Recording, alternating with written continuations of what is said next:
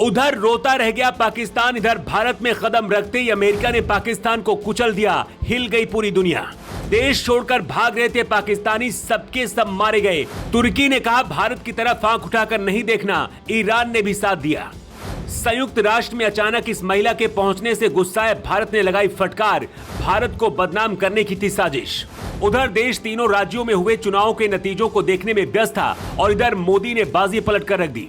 पाकिस्तान को एक साथ चारों तरफ से घेर कर रातों रात उसका खेल खत्म कर दिया गया है। मोदी के साथ बैठकर विदेश मंत्री एस जयशंकर ने प्लानिंग तैयार की और उधर अजीत डोभाल ने पूरे ऑपरेशन को अंजाम दिया। जो अमेरिका हमेशा से पाकिस्तान के साथ खड़ा दिखाई पड़ता था, उसने भारत में कदम रखते ही पाकिस्तान को ऐसा कुचल दिया कि अब पाकिस्तान उठकर खड़ा ही नहीं हो पाएगा। लेकिन सवाल यही है कि कैसे अमेरिका ने मोदी के साथ आने का फैसला कर पाकिस्तान को धोखा दे दिया।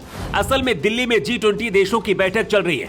पूरी दुनिया के ताकतवर नेता राष्ट्रपति भवन में मोदी के सामने बैठे थे और मोदी ने सभी के साथ मिलकर तगड़ा प्लान तैयार किया।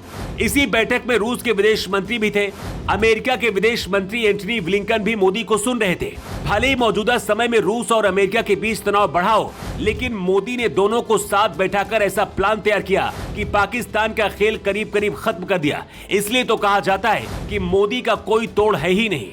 आज के समय में हथियारों से नहीं बल्कि दिमाग से लड़ाई लड़ी जाती है। मोदी को पता है कि कैसे पाकिस्तान को अंदर ही अंदर खोखला करना है ताकि वो हर दिन तड़पता रहे। इसीलिए तो G20 की बैठक में आतंकवाद समेत कई मुद्दों पर चर्चा हुई। ये चर्चा इसलिए भी अहम थी क्योंकि पूरी दुनिया में आतंकवाद को फैलाने के लिए पाकिस्तान का नाम सबसे पहले लिया जाता है।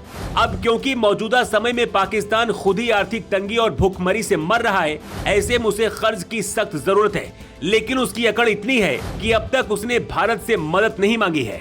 इसीलिए मोदी ने भी सोचा कि चलो इस बार पाकिस्तान की सिट्टी पिट्टी गुम कर देते हैं। आतंकवाद के मुद्दे पर चर्चा का ये असर पड़ेगा कि बदहाली की मार झेल रहे पाकिस्तान को कर्ज नहीं मिलेगा और पाकिस्तान अंदर ही अंदर घुट घुट कर मर जाएगा। जिसके बाद पाकिस्तान के पास सिर्फ एक ही रास्ता बचेगा कि वो भारत के पास आए और अपनी गलती को माने और सरेंडर कर दे। क्योंकि जो मौजूदा हालात वहां पर है, उसे देखकर तो यही लग रहा है कि अगर पाकिस्तान भारत से मदद जल्द नहीं मांगता है तो वहां गृह युद्ध शुरू हो जाएगा और जनता सरकार को गिरा देगी। हालात ऐसे हैं कि लोग देश छोड़कर भागने को मजबूर हैं। ऐसे ही कुछ लोग पाकिस्तान छोड़कर इटली में शरण लेने के लिए जा रहे थे, लेकिन रास्ते में उनकी नाव पलट गई और वो वहीं पर मर गए।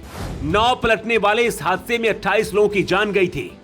जिसके बाद पाकिस्तान में लोग शहबाज शरीफ सरकार को लगातार कोस रहे हैं। अब तो पाकिस्तान की हालत इतनी ज्यादा खराब हो गई है कि मुस्लिम देश भी उसे फूटी आंखों से देखना पसंद नहीं करते हैं। ईरान ने भी एक बार फिर से अपनी दोस्ती भारत के साथ मजबूत करने की बात कहते हुए कहा है। ईरान के राजदूत ने भारत की खुली विदेश नीति की जमकर तारीफ की है। इसके अलावा तुर्की भी भारत के साथ खड़ा दिखाई दे रहा है।